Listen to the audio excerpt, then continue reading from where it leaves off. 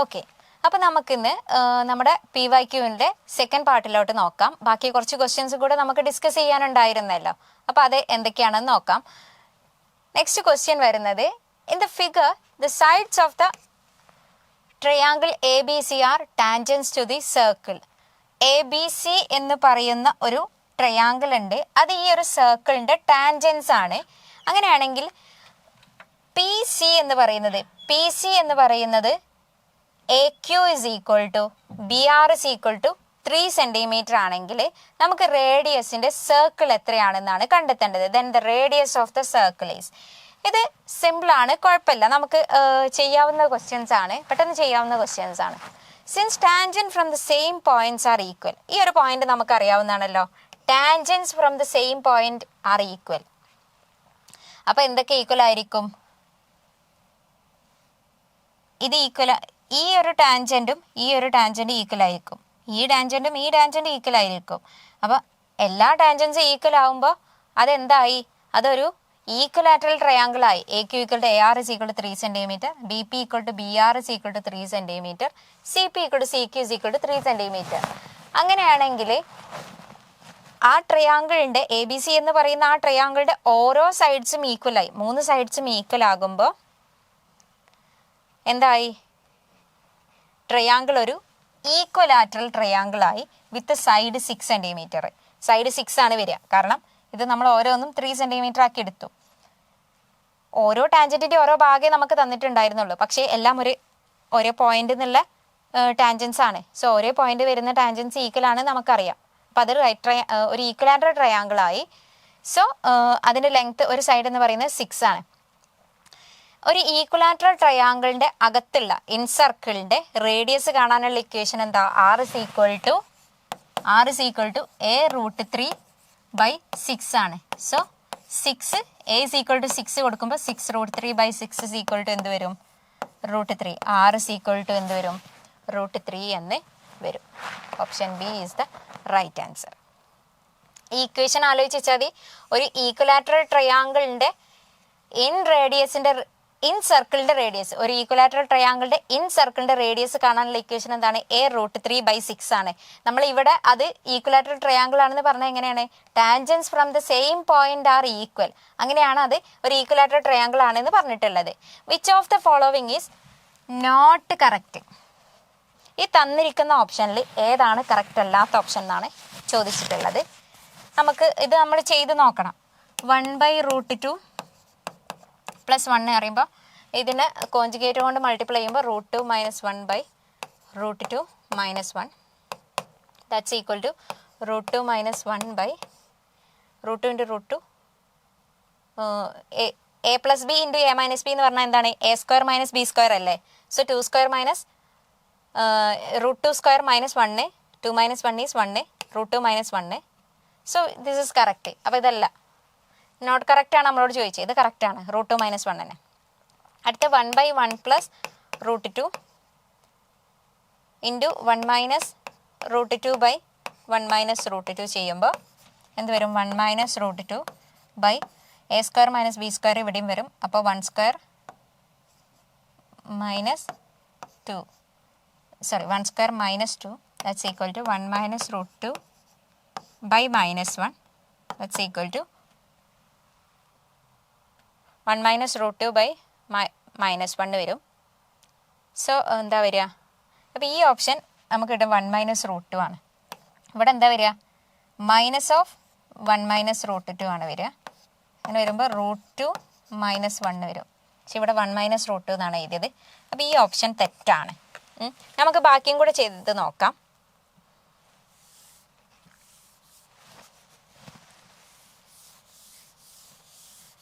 Okay, √2 × 2/3 √2 × 2/3 that's equal to എന്ത് വരും? √2 × 2/3 എന്ന് പറയുമ്പോൾ സ്ക്വയർ ചെയ്ത് നോക്കാം. സ്ക്വയർ ചെയ്യുമ്പോൾ 2 × 4/9 ദാറ്റ്സ് ഈക്വൽ ടു 2 × √2/3 ആണല്ലോ. സ്ക്വയർ ചെയ്തു, മൊത്തത്തിൽ ഒന്ന് സ്ക്വയർ ചെയ്തു. സോ 2 × 4/9 ദാറ്റ്സ് ഈക്വൽ 2 ഇൻറ്റു √2/3 വരും. അപ്പോൾ ഈ ഓപ്ഷനും ശരിയാണ്. അടുത്ത √3 പ്ലസ് √12 ഈസ് √6 ആണോ? √3 പ്ലസ് √12 √6 ആണോ?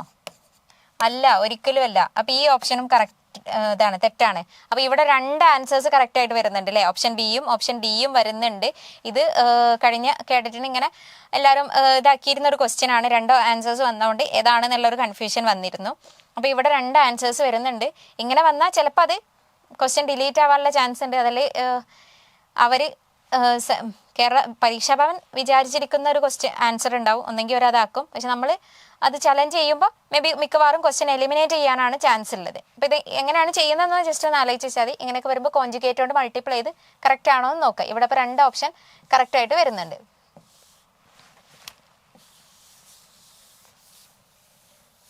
Okay, next question.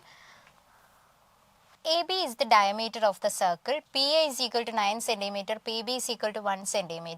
Then find PQ. അപ്പോൾ ഈ ഒരു ക്വസ്റ്റ്യനിൽ ഡയഗ്രാം നോക്കുമ്പോൾ നമുക്ക് കാണാൻ പറ്റുന്നുണ്ട് PQ എന്ന് പറയുന്നത് ഈ 90 റൈറ്റ് ആംഗിളിൽ നിന്നും ഇതിൻ്റെ ഹൈപ്പോട്ടന്യൂസിലോട്ടുള്ള ഒരു പെർപെൻഡിക്കുലർ ആണ്. അങ്ങനെയാണെന്നുണ്ടെങ്കിൽ ആ PQൻ്റെ ലെങ്ത് കാണാൻ എന്ത് ചെയ്താൽ മതി? PQ is equal to √9 × 1 ചെയ്താൽ മതി. That's equal to √9. That's equal to 3 cm. So here answer is 3 cm. ഒന്നുമില്ല, വളരെ സിമ്പിളാണ്. ഇവിടെ PQ എന്ന് പറയുന്നത് ഈ 90 ഡിഗ്രിന്ന് ഇതിൻ്റെ ഹൈപ്പോട്ടന്യൂസിലോട്ടുള്ള ഒരു പെർപെൻഡിക്കുലർ ആണ്.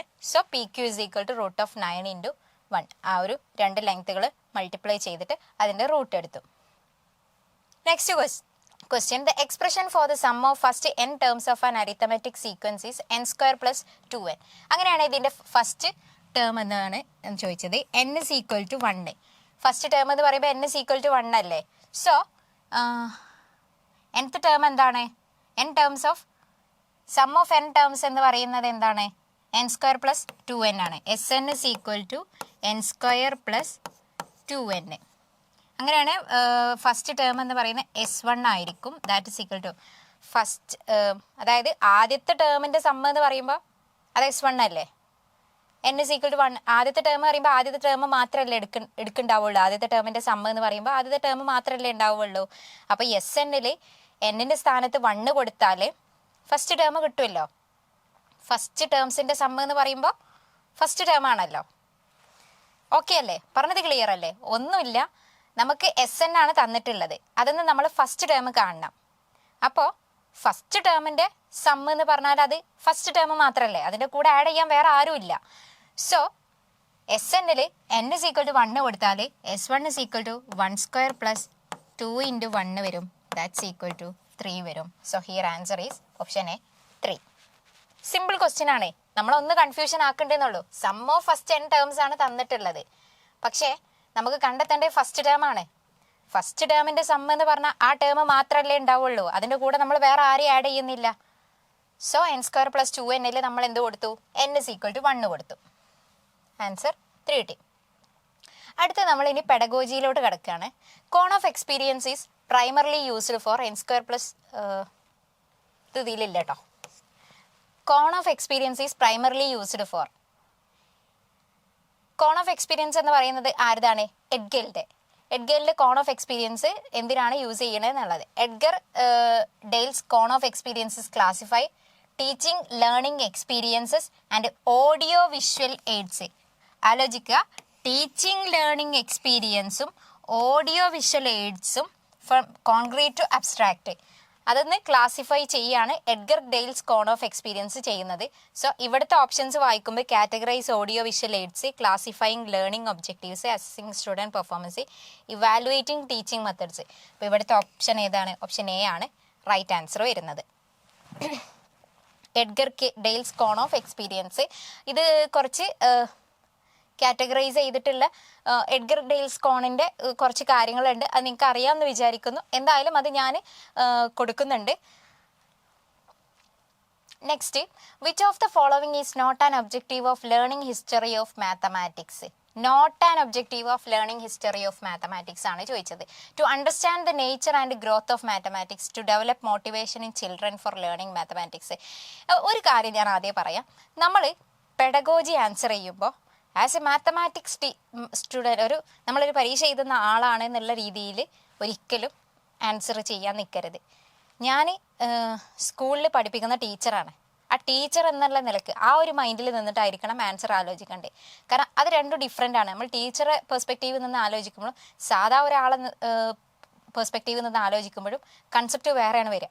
അപ്പോൾ എപ്പോഴും പെഡഗോജി ആൻസർ ചെയ്യുമ്പോൾ ഞാൻ ടീച്ചറാണ്, ആ ടീച്ചർ പെർസ്പെക്റ്റീവ് നിന്നിട്ടായിരിക്കണം ആൻസർ ചെയ്യേണ്ടത്. അപ്പോൾ ഇതിൻ്റെ ഓപ്ഷൻസ് വായിക്കുമ്പോൾ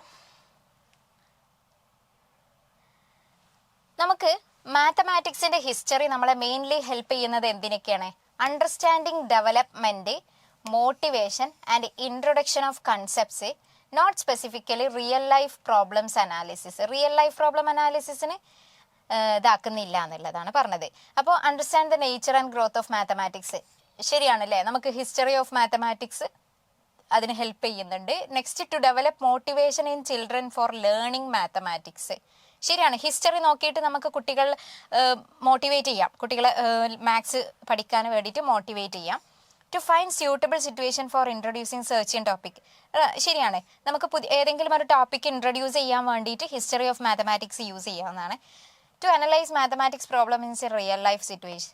അപ്പോൾ ഇതിൽ വരുന്ന റോങ് ആൻസർ ഇതാണ് വരുന്നത്. ഇപ്പോൾ history of mathematics mainly helps in understanding development, motivation and introduction of concepts. Okay, what is the age limit of receiving the field medal? Field medal receive ചെയ്യാനുള്ള ഏജ് ലിമിറ്റ് ആണ്. The field Medal is award to mathematicians under 14 years of age. അപ്പോൾ 40 വയസ്സിനടിയിലുള്ളവർക്കാണ് Field Medal കൊടുക്കുന്നത്. ഇപ്പോൾ ഒരാൾ Field Medal കിട്ടാനുള്ള maximum age limit എന്താണ്? 14 years. Next question വരുന്നത്, which is not a problem solving technique in mathematics learning?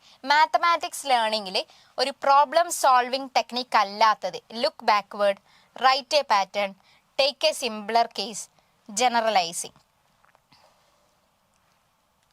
Okay, problem solving strategies എന്ന് പറയുമ്പോൾ ലുക്കിംഗ് ബാക്ക്വേർഡ് പ്രോബ്ലം സോൾവിങ് സ്ട്രാറ്റജിയാണ്, finding patterns and simplifying problems. പക്ഷെ generalising എന്ന് പറയുമ്പോൾ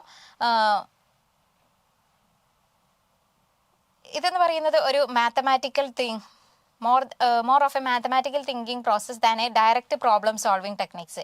generalise ചെയ്യുമ്പോൾ നമ്മൾ ഒരുപാട് തിങ്ക് ചെയ്തിട്ടുള്ള ഒരു കാര്യമാണ്. പക്ഷേ പ്രോബ്ലം സോൾവിങ് സ്ട്രാറ്റജീസ് എന്ന് പറയുമ്പോൾ looking backward, finding patterns and simplifying problems ആണ്. ലുക്കിംഗ് ബാക്ക്വേർഡ് എന്ന് പറയുമ്പോൾ എന്താണ്? ലുക്കിംഗ് ബാക്ക്വേർഡ് എന്ന് പറഞ്ഞാൽ നമ്മൾക്കിപ്പം ഒരു നമ്പർ 20 എന്ന് പറയുന്ന ഒരു നമ്പർ കൊണ്ട് ഒരു നമ്പർ 4 എന്ന് പറയുന്ന ഒരു നമ്പർ 4 എന്ന നമ്പർ വേറൊരു നമ്പറുമായിട്ട് മൾട്ടിപ്ലൈ ചെയ്തപ്പോൾ നമുക്ക് 20 കിട്ടി. അങ്ങനെയാണെങ്കിൽ ആ മറ്റേ നമ്പർ ഏതാണെന്ന് അത് കാണാൻ നമ്മൾ എന്ത് ചെയ്യും? 20 ഡിവൈഡഡ് ബൈ 4 ചെയ്യും, 5 നമുക്ക് കിട്ടും. 5 × 4 20 ആണ്, നമുക്കറിയാം.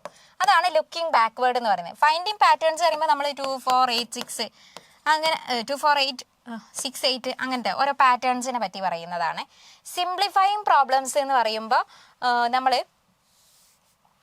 പ്രോബ്ലംസ് സിംപ്ലിഫൈ ചെയ്ത് ചെയ്യുന്ന ഇതാണ് സിംപ്ലിഫൈയിങ് പ്രോബ്ലംസ് എന്ന് പറയുമ്പോൾ. നെക്സ്റ്റ്, ജനറലൈസിങ് ഈസ് എന്ന് പറയുമ്പോൾ എന്താണ്? നമ്മൾ ഇങ്ങനെയൊക്കെ പറയുമല്ലോ, 1 + 1 = 2 ആണ്, 1 + 3 = 4 ആണ്, 3 + 5 = 8 ആണ്. ഇവിടെ ജനറലൈസിങ് എന്താണ്? Sum of any 2 odd number is an even number. അത് നമ്മൾ ജനറലൈസ് ചെയ്താണ്. അപ്പോൾ അവിടെ ഒരു പ്രോബ്ലം സോൾവിങ് ടെക്നിക്ക് വരുന്നില്ല. Next question, unknown to known ആണ്. അൺനോൺ ടു നോൺ എന്ന് പറയുമ്പോൾ നമ്മൾ ജനറൽ ആയിട്ടൊരു ഐഡിയ ഉണ്ടായിട്ട് അതിനെ സ്പെസിഫിക് ആയിട്ടൊരു ഐഡിയയിലോട്ട് എത്തിക്കുകയാണ്. അത് പറയുമ്പോൾ ഡിഡക്ഷൻ ആണ്. ഇനി ഇതിൽ തന്നെ ഈ ഓപ്ഷനിൽ സിന്തസിസ് എന്ന് പറഞ്ഞാൽ എന്താണ് വരിക? നമ്മൾ ഡിഫറെൻറ്റ് പാർട്സിനെ ഇങ്ങനെ കൂട്ടിച്ചേർത്ത് ഒരു കംപ്ലീറ്റ് ഇതാക്കിയിട്ട് മാറ്റുന്നതാണ് സിന്തസിസ് എന്ന് പറയുന്നത്. അനാലിസിസ് എന്ന് പറയുന്ന ഒരു കോംപ്ലക്സ് പ്രോബ്ലത്തിനെ നമ്മളിങ്ങനെ പാർട്സ് ആക്കിയിട്ട് ഇങ്ങനെ ഡിവൈഡ് ചെയ്യുക, അതാണ് അനാലിസിസ് എന്ന് പറയുന്നത്. ഇൻഡക്ഷൻ എന്ന് പറയുന്നത് ഓരോ പ്രോബ്ലം എടുത്തിട്ട് അതിങ്ങനെ നോക്കി നമ്മൾ അതിനെ ഒരു ജനറലൈസ് ചെയ്തിട്ടുള്ള റൂളിലോട്ട്, അതായത് നോൺ ടു അൺനോണിലോട്ട് എത്തിക്കുക, അതാണ് ഇൻഡക്ഷൻ. ഓക്കെ, ഇവിടെ മാർക്ക് ചെയ്തിരിക്കുന്ന ഓപ്ഷൻ തെറ്റാണ്. ഇവിടെ അൺനോൺ ടു നോൺ എന്ന് പറയുമ്പോൾ ഡിഡക്ഷൻ ആണ്. സിന്തസിസ് എന്താണ് ഞാൻ പറഞ്ഞു, ചെറിയ ചെറിയ പാർട്സുകളെ ഇങ്ങനെ കൂട്ടിച്ചേർത്ത് കംപ്ലീറ്റ് ആക്കിയിട്ട് മാറ്റുക. അനാലിസിസ് എന്ന് പറഞ്ഞാൽ ഒരു കോംപ്ലക്സ് പ്രോബ്ലത്തിന് നമ്മൾ ഇങ്ങനെ ഡിവൈഡ് ചെയ്തുകൊണ്ട് പോകുക. ഇൻഡക്ഷൻ എന്ന് പറഞ്ഞാൽ നമുക്ക് ഓരോ പ്രോബ്ലം ഇങ്ങനെ നോക്കി നോക്കി അതിനെ ജനറലൈസ് ചെയ്ത ഒരു റൂളിലോട്ട് എത്തിക്കുക. Next question, which of the following is used as A software for learning geometry? Geometry പഠിക്കാൻ വേണ്ടിയിട്ട് യൂസ് ചെയ്യുന്ന സോഫ്റ്റ്വെയർ ഏതാണ്? ജിയോജിബ്ര. എല്ലാവർക്കും അറിയാവുന്നതാണ് അല്ലേ? GeoGebra widely used for geometry, algebra, graphing and calculus visualisation. Okay okay അപ്പോൾ ഇവിടെ മാർബിൾ എന്ന് പറയുന്നത് മാർബിൾ, ജെ ഫ്രാക്ഷൻ ലാബ്, സെലീഷ്യ, ഇത് എന്തൊക്കെയാണ് യൂസ് ചെയ്യുന്നത് നോക്കാം. നമ്മൾ വിർച്വൽ ഗ്ലോബിന് വേണ്ടിയിട്ടാണ് ഇത് യൂസ് ചെയ്യുന്നത്. വിർച്വൽ ഗ്ലോബിന് വേണ്ടിയിട്ടാണ് മാർബിൾ എന്ന് പറയുന്നത് യൂസ് ചെയ്യുന്നത്. ഇത് നമുക്ക് ഫ്രാക്ഷൻസ് ലേൺ ചെയ്യാൻ, വിഷ്വലൈസ് ചെയ്തിട്ട് ഫ്രാക്ഷൻസ് ലേൺ ചെയ്യാനാണ് ജെ ഫ്രാക്ഷൻ ലാബ് യൂസ് ചെയ്യുന്നത്. സെലിഷ്യ എന്ന് പറയുന്നത് യൂസ് ചെയ്യുന്നത് എന്തിനു വേണ്ടിയിട്ടാണ്? നമ്മൾ സ്റ്റാർസിൻ്റെയും പ്ലാനറ്റ്സിൻ്റെയും ഒക്കെ 3D ഇതാക്കാൻ വേണ്ടിയിട്ടാണ് സെലീഷ്യ യൂസ് ചെയ്യുന്നത്. Virtual globe, marble, J fraction lab fraction visualise ചെയ്തിട്ട് ഇതാക്കാൻ വേണ്ടിയിട്ടാണ്. സെലീഷ്യ എന്ന് പറയുന്നത് സ്റ്റാർസിൻ്റെ പ്ലാനറ്റ്സിൻ്റെ ഒക്കെ 3Dക്ക് വേണ്ടിയിട്ടാണ് യൂസ് ചെയ്യുന്നത്. Next question, which of the following is the best learning strategy that can be used to give direct experience to the children associated with mathematics? Mathematics ഇതായിട്ട് വരുമ്പോൾ നമുക്ക് ഏറ്റവും കൂടുതലായിട്ട് ആ ഒരു കുട്ടീനെ നൽകാൻ കഴിയുന്ന ബെസ്റ്റ് ലേണിംഗ് സ്ട്രാറ്റജി ഏതാണെന്ന് ചോദിച്ചത്. ഫീൽഡ് ട്രിപ്പ്, സെമിനാർ, അസൈൻമെന്റ്, ഡിസ്കഷന്. എക്സാമ്പിൾ ഫീൽഡ് ട്രിപ്സ് ആണ്. ഫീൽഡ് ട്രിപ്സ് എന്ത് പറയും? നമുക്ക് ഒരുപാട് റിയൽ ലൈഫ് മാത്തമാറ്റിക്കൽ എക്സ്പീരിയൻസും ഒബ്സർവേഷൻസും ഓപ്പർച്യൂണിറ്റീസ് ഒക്കെ തരുന്നതാണ് അല്ലേ? Okay, next question, which of the following is not the method that a teacher can adopt in the classroom? Help the children to arrive at solution of problem, giving solution of all problems by teacher herself. ഇതെല്ലാം നമുക്ക് ഉറപ്പാണ് അല്ലേ? നമ്മൾ ഇപ്പോൾ എന്ന് പറയുന്നത് നമ്മൾ എപ്പോഴും കൺസ്ട്രക്റ്റീവ്സ് ആണ്, കുട്ടികളെയും കൂടെ കൂട്ടിച്ചേർത്തിട്ടുള്ള പഠന രീതിയാണ്. അപ്പോൾ ഒരിക്കലും എപ്പോഴും ടീച്ചർ കംപ്ലീറ്റ് ആയിട്ട് പ്രോബ്ലത്തിൻ്റെ ആൻസർ കൊടുക്കാൻ പറ്റില്ല. ക്വസ്റ്റ്യൻ ശ്രദ്ധിക്കണം. Which is not the method that a teacher can adopt. അപ്പോൾ എന്താണ്? Giving solution of all problems by the teacher herself. ഇതായിരിക്കും ആൻസർ. നമുക്ക് ബാക്കി ഓപ്ഷൻസും കൂടെ നോക്കാം. ഓക്കെ, ഇതിൽ 2 ഓപ്ഷൻസേ വന്നിട്ടുള്ളൂ, ബാക്കി 2 ഓപ്ഷൻ മിസ്സിംഗ് ആണ്. ഓക്കെ, അപ്പോൾ എന്തായാലും ഇതാണ് ഇതിൻ്റെ ആൻസർ. ഫസ്റ്റ് എന്താണ് വരുന്നത്? Help the children to arrive at a solution of problems. നമുക്ക് കുട്ടികളെ ഹെൽപ്പ് ചെയ്യാം, സൊല്യൂഷൻ കണ്ടെത്താൻ വേണ്ടിയിട്ട് കുട്ടികളെ ഹെൽപ്പ് ചെയ്യാം. പക്ഷേ കംപ്ലീറ്റ് ആയിട്ട് കൊടുക്കാൻ ടീച്ചേഴ്സിന് പറ്റില്ല, അവരെ ഹെൽപ്പ് ചെയ്യാനാണ് പറ്റുക. Next question, BaLA concept which is an innovative approach to education is. BaLA എന്ന് പറഞ്ഞാൽ എന്താണ്? Building as a learning aid. BaLA stands for building as a learning aid. Building as a learning aid. It is an innovative educational approach where the school building itself is used as a teaching learning resource. നമ്മുടെ school building എന്ന ഒരു teaching learning resource ആയിട്ട് use ചെയ്യുന്നത്. Okay, next question, which of the following is not a process skill in mathematics? ഒരു process skill അല്ലാത്തത്, not a process skill in mathematics. Handling mathematical instruction, generalisation, explanation, analysing data. അപ്പോൾ ഇവിടെ option C explanation ആണ് answer എന്നാണ് പറഞ്ഞിട്ടുള്ളത്. Explanation എന്ന് പറഞ്ഞാൽ എന്താ? പ്രോസസ് സ്കില്ല് എന്ന് പറയുമ്പോൾ നമ്മൾ എന്താണ്? ആക്ടിവിറ്റീസ് ഒക്കെ, ഡാറ്റാസ് ഒക്കെ അനലൈസ് ചെയ്ത് ആക്ടിവിറ്റീസ് ഒക്കെ ഇൻക്ലൂഡ് ചെയ്യും, ജനറലൈസേഷനും ഹാൻഡ്ലിംഗ് ഇൻസ്ട്രുമെന്റ്സ് ഒക്കെ. പക്ഷെ എക്സ്പ്ലനേഷൻ എന്ന് പറഞ്ഞാൽ എന്താണ്? അവിടെ ഒരുപാട് കമ്മ്യൂണിക്കേഷൻ ആണ് നടക്കുന്നത്, നമ്മളിങ്ങനെ എക്സ്പ്ലെയിൻ ചെയ്യുകയാണ്. പക്ഷെ മാത്സ് എന്ന് പറയുന്ന സബ്ജക്റ്റ് നമ്മൾ എപ്പോഴും എങ്ങനെ കുറേ ചെയ്ത് പഠിക്കണം, ആക്ടിവിറ്റീസ് ചെയ്ത് കൊണ്ട് പഠിക്കണം അല്ലേ? അപ്പോൾ എക്സ്പ്ലനേഷൻ ആയിരിക്കും ഇതിൻ്റെ answer, not a process skill in mathematics. മനസ്സിലായോ? അത് എക്സ്പ്ലനേഷൻ എന്ന് പറയുന്നത് ഒരു നോട്ട് എ പ്രോസസ്, ഇതിൽ വെച്ച് നോക്കുമ്പോൾ നമുക്ക് ഇതാണ് ഇതിൻ്റെ ആൻസർ ആയിട്ട് വരുന്നത്. നോട്ട് എ പ്രോസസ് സ്കില്ല്, അതിൻ്റെ ഒരു പ്രോസസ് സ്കില്ല് അല്ലാത്തതാണ് ചോദിച്ചത്. So that's explanation. മറ്റേതൊക്കെയെന്ന് പറഞ്ഞാൽ എന്താ? അനലൈസിങ് ഓപ്ഷൻസ് എന്തായിരുന്നു? ഹാൻഡ്ലിംഗ് മാത്തമാറ്റിക്കൽ ഇൻസ്ട്രക്ഷൻസ്, അത് ഒരു മാത്തമാറ്റിക്സിലെ സ്കില്ലാണ്. ജനറലൈസേഷൻ ആണ്. അനലൈസിങ് ഡാറ്റ, നമുക്ക് തന്നിട്ടുള്ള ഒരു ഡാറ്റനെ അനലൈസ് ചെയ്യുക എന്നുള്ളതൊക്കെ മാത്തമാറ്റീഷ്യൻസിൻ്റെ ഒരു സ്കില്ലുകളാണ്. Next question, according to the theory of Bruner which mode of learning uses images and visuals to represent concepts? ബ്രൂണറിൻ്റെ തിയറിയുടെ ബേസിസിൽ ഏത് സ്റ്റേജിലാണ് ലേണിങ്ങിന് വേണ്ടിയിട്ട് ഇമേജസും വിഷ്വൽസൊക്കെ യൂസ് ചെയ്യുന്നത് കൺസെപ്റ്റ് റെപ്രസെൻറ്റ് ചെയ്യാൻ വേണ്ടിയിട്ട്? Enactive, iconic, logical, symbolic. ഇതിൽ നമുക്കറിയാം ബ്രൂണറിന് ആകെ 3 സ്റ്റേജുകളേ ഉള്ളൂ, ഇനാക്റ്റീവ്, ഐക്കോണിക്, സിംബോളിക്. അപ്പോൾ ഓപ്ഷൻ സി ലോജിക്കൽ എന്തായാലും അല്ല. നെക്സ്റ്റ് എന്തായിരിക്കും? ഇനാക്റ്റീവ് എന്ന് പറഞ്ഞാൽ എന്താണ്? നമ്മൾ ആക്ഷൻസ് ആണല്ലേ, ആക്ഷൻസിലൂടെയാണ് വരുന്നത്. ഐക്കോണിക് എന്ന് പറയുമ്പോൾ എന്താണ്? ഇമേജസിലൂടെ. സിംബോളിക് എന്ന് പറയുമ്പോൾ സിംബൽസിലൂടെയും. അപ്പം എന്താണ്? Bruner proposed 3 models of representation: enactive, learning through actions; iconic, learning through images or visuals; symbolic, learning through symbols and languages. So ഇവിടുത്തെ ആൻസർ എന്താണ്? ഐക്കോണിക് ആണ്. Next question, which of the following is true about Gagne's theory of learning? ഗാഗ്നയുടെ തിയറിയൊക്കെ അറിയാലോ. എപ്പോഴും നമ്മൾ സൈക്കോളജിയിൽ വരുന്ന പേരെടുത്ത് പറയുന്ന തിയറീസ് എപ്പോഴും നന്നായിട്ട് പഠിക്കുക കേട്ടോ. അപ്പോൾ it emphasizes the importance of memorization and rote learning. It focuses exclusively on the role of the teacher in the learning process. ഇതിൻ്റെ ആൻസർ നോക്കാം നമുക്ക്. ഇതിൻ്റെ എക്സ്പ്ലനേഷൻ എന്താ വരുന്നത്? വിച്ച് ഈസ് ട്രൂ ആണ്, ഏതാണ് കറക്റ്റ് എന്നാണ് ചോദിച്ചത്. അപ്പോൾ ഗാഗ്നെ എന്താണ് ബിലീവ് ചെയ്തിരുന്നത്? Gagne believed that learning conditions vary according to the learners and emphasised different types of learning and individualised differences. Individualised ഡിഫറൻസിനനുസരിച്ച് ലേണിംഗ് കണ്ടീഷൻസ് മാറുമെന്നാണ് ഗാഗ്നെ ഇതാക്കിയിട്ടുള്ളത്. അപ്പോൾ ഇതിൽ ഓപ്ഷൻ ഡി പറയുന്നത് എന്താണ്? It emphasise the importance of individual differences in the learning process. Learning പ്രോസസ്സിൽ individual ഡിഫറൻസസിനുള്ള ഇമ്പോർട്ടൻസിനെ കുറിച്ച് പറഞ്ഞിട്ടുള്ള ഒരാളാണ് ഗാഗ്നെ. അപ്പോൾ ഇതിൽ വരുന്ന കറക്റ്റ് ആൻസർ എന്ന് പറയുന്നത് ഓപ്ഷൻ ഡി ആണ്. ഓക്കെ, അതുപോലെയുള്ള ഗാഗ്നയിലുള്ളതാണ് അസസ് പെർഫോമൻസ്, പ്രൊവൈഡ് ഫീഡ്ബാക്ക്, പിന്നെ എലിസിറ്റ് പെർഫോമൻസ്, അങ്ങനത്തെ കുറച്ച് കാര്യങ്ങളൊക്കെ ഉണ്ട് ഗാഗ്നയിൽ. അതൊക്കെ ഒന്ന് നോട്ട് ചെയ്ത് വെക്കുക. Next, example for an open ended question. A, B, C, D, E, F, G are 7 consecutive counting numbers. If B plus F is equal to 102, find the value of A plus B plus C, D. If the perimeter of the rectangle, find the dimension of the rectangle.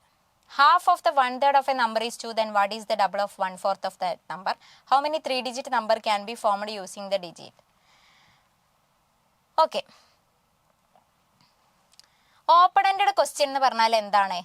Open ended question എന്ന് പറഞ്ഞാൽ അതിന് multiple answers ഉണ്ടാകും. ഒറ്റ answer മാത്രമാവില്ല അതിനുണ്ടാകുക, multiple answers ഉണ്ടാകും. അപ്പോൾ ഇവിടെ നോക്കുമ്പോൾ 7 consecutive numbers ആണ് ഇതെന്ന് പറയുന്നത്. ബി പ്ലസ് എഫ് 102 ആണെങ്കിൽ find the value of A plus B plus C plus D plus E plus F G. If the perimeter of the rectangle then find the dimension of the rectangle. Okay, ഇവിടെ answer വരുന്നത് option ബിയും option സിയും ആണ്. കാരണം option ബിയിൽ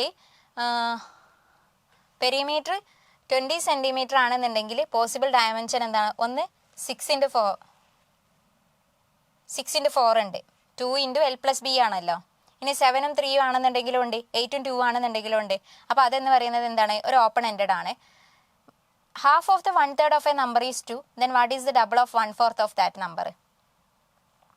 okay, അപ്പോൾ just ഇതൊന്ന് മനസ്സിലാക്കി വെക്കുക എന്താണ് ഓപ്പൺ എൻഡഡ് ക്വസ്റ്റ്യൻസ് എന്ന്. ഓപ്പൺ എൻഡഡ് ക്വസ്റ്റ്യൻസ് എന്ന് പറഞ്ഞാൽ ഒരു ക്വസ്റ്റ്യൻ്റെ മൾട്ടിപ്പിൾ ആൻസേഴ്സ് വരുന്നതാണ് ഓപ്പൺ എൻഡഡ് ക്വസ്റ്റ്യൻസ്.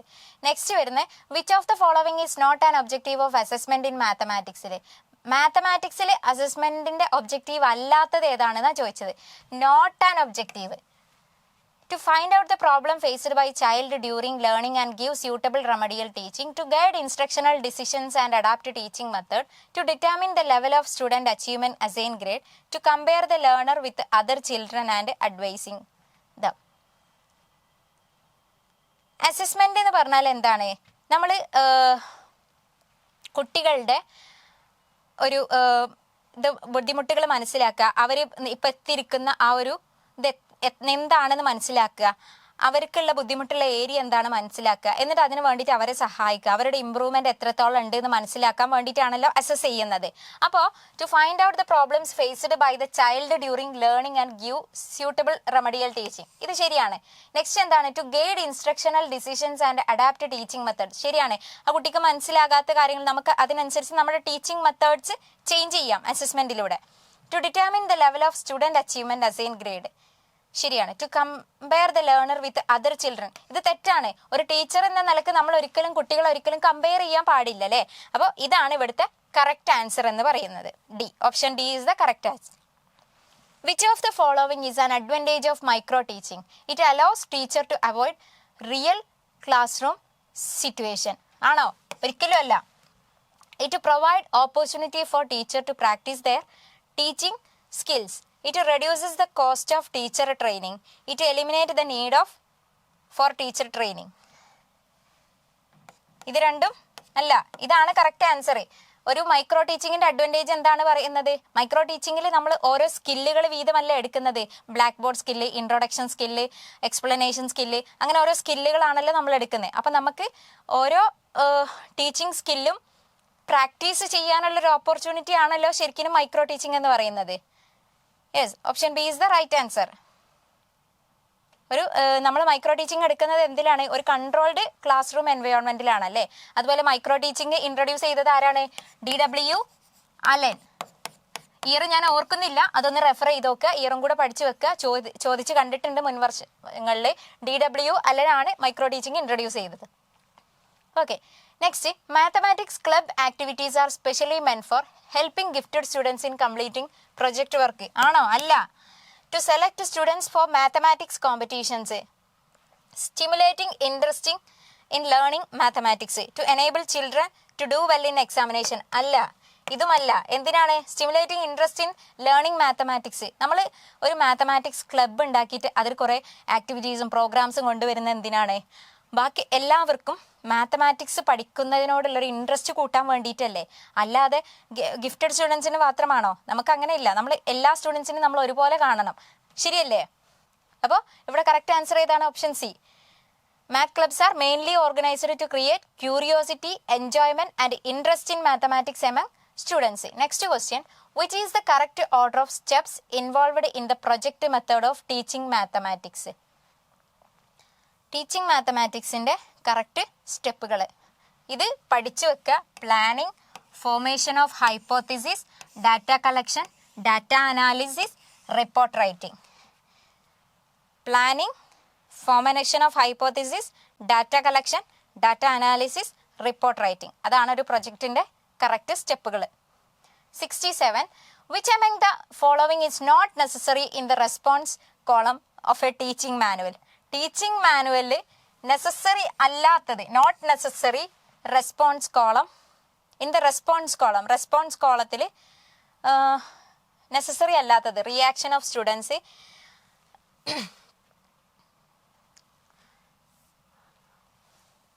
ടീച്ചിങ് മാനുവലിലാണ്. ടീച്ചിങ് മാനുവലിൽ നമ്മൾ റിയാക്ഷൻ ഓഫ് സ്റ്റുഡൻസ് കൊടുക്കുന്നുണ്ട്, ശരിയല്ലേ?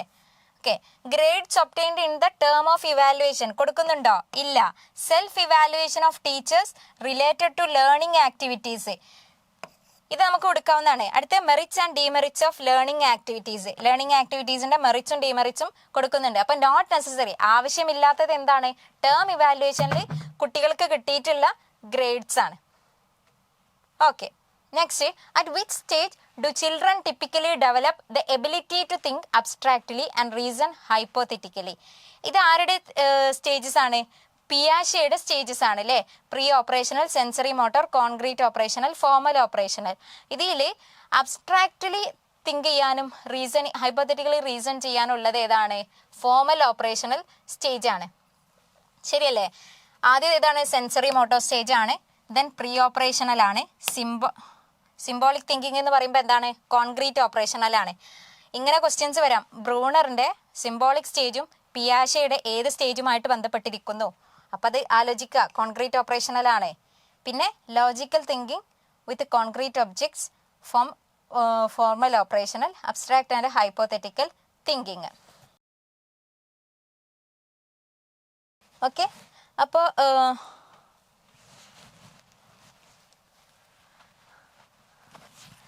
ഇവിടെ ഒന്ന് ആലോചിക്കുക.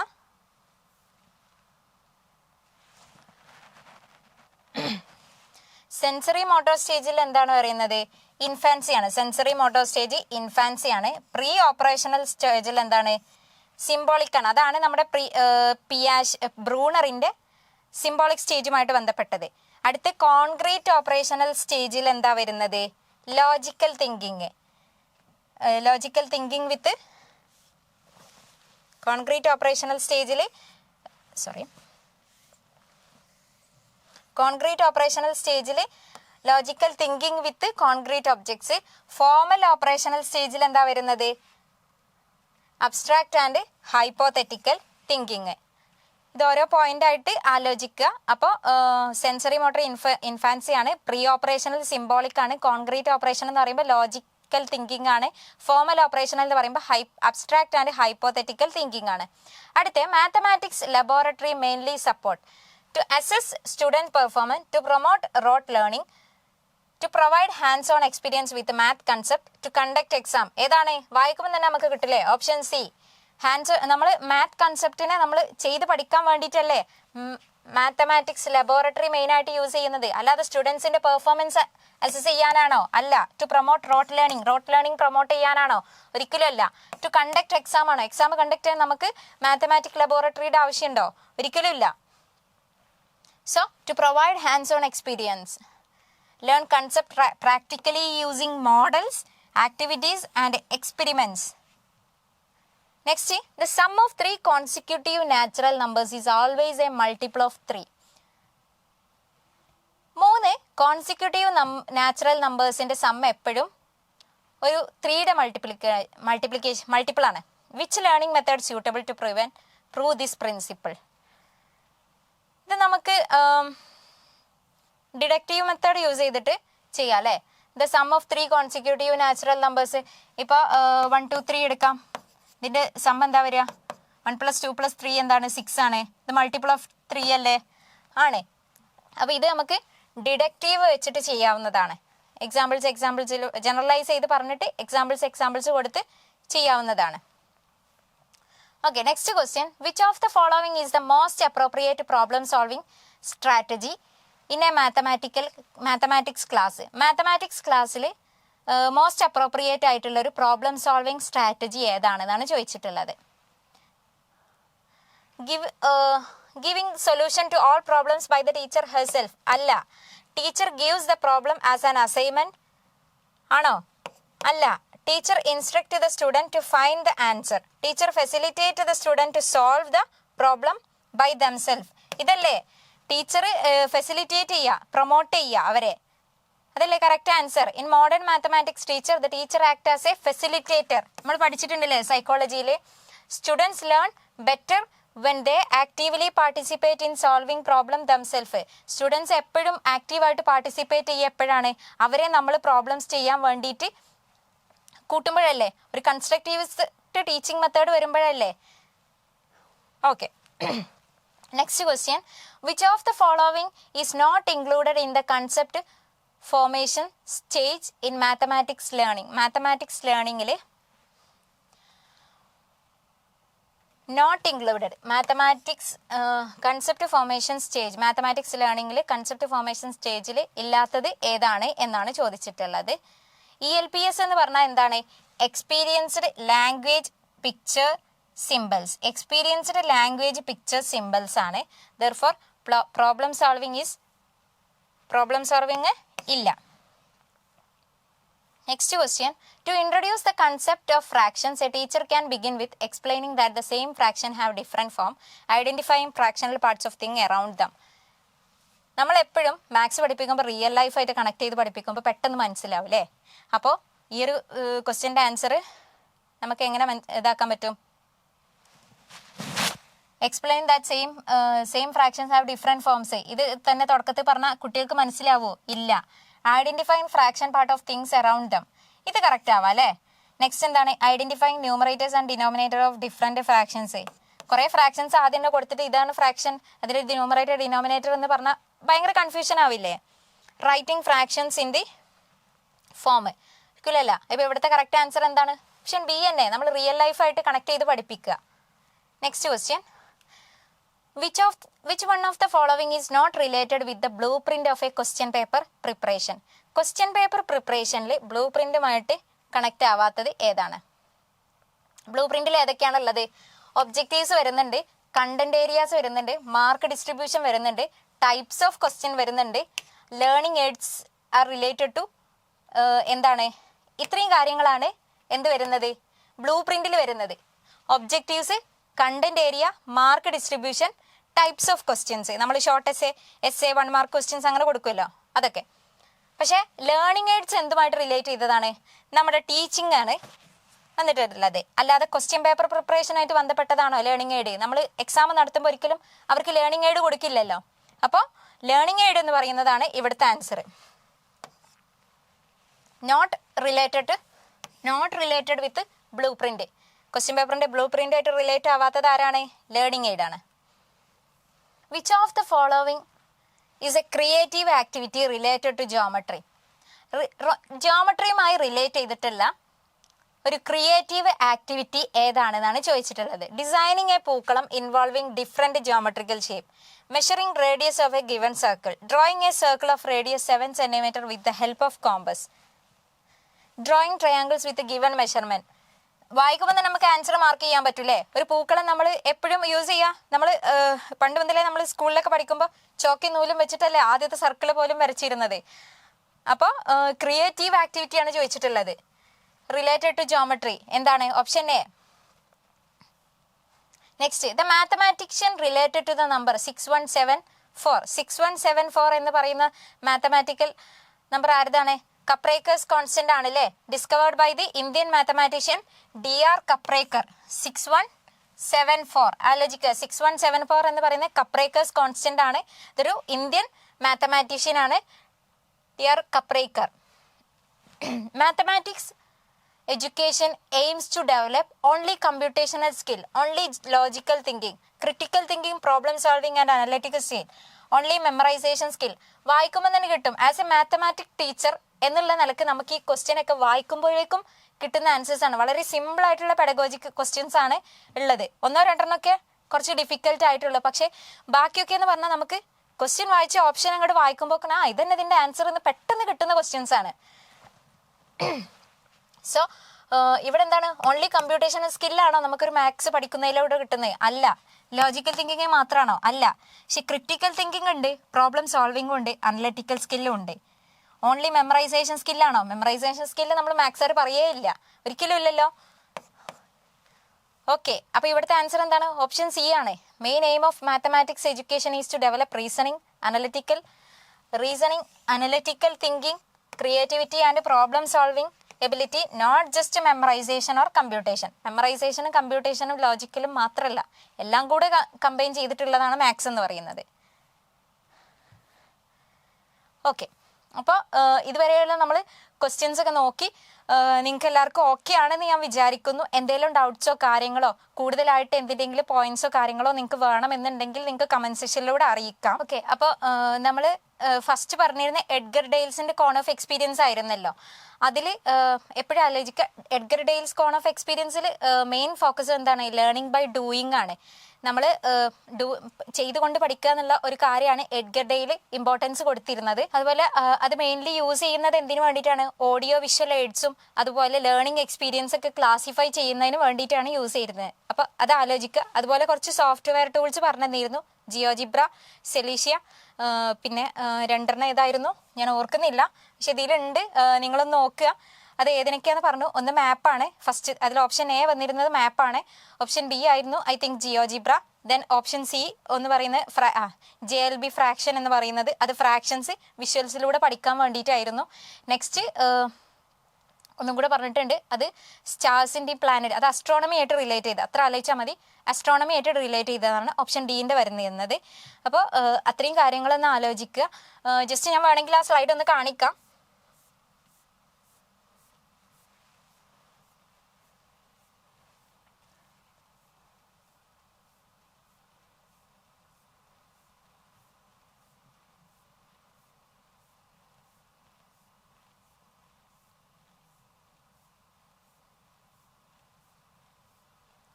തിങ്ക് അത് ഫസ്റ്റ് ഭാഗത്ത് എവിടെയാണ് തോന്നുന്നില്ലേ, പോയിട്ട് അങ്ങോട്ട് എത്തുന്നില്ല.